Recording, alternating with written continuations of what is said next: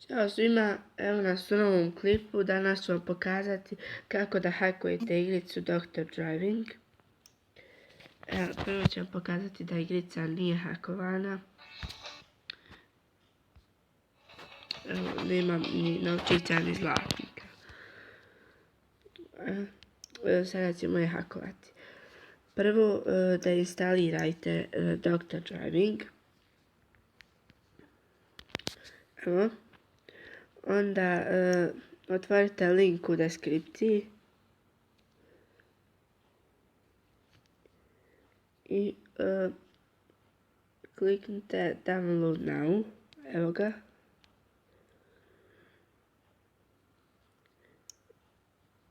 I sada se preuzima. I evo ga. Pričekat ćemo malo.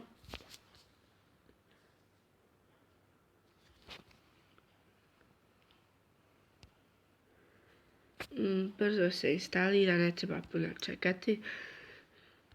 Evo, vidite sada da nema virusa, upravo je skenirano antivirusnim programom i instalirat ćemo.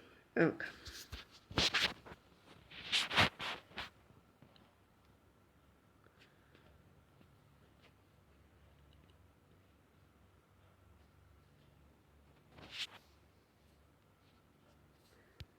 Sada ćemo otvoriti.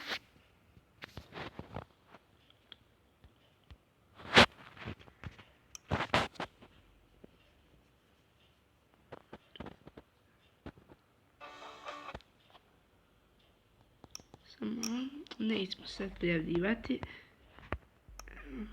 Pardon. Idemo sada na auta. Evo vidite koliko ima zlatnika i koliko ima novčića. Ne možete ih potrošiti.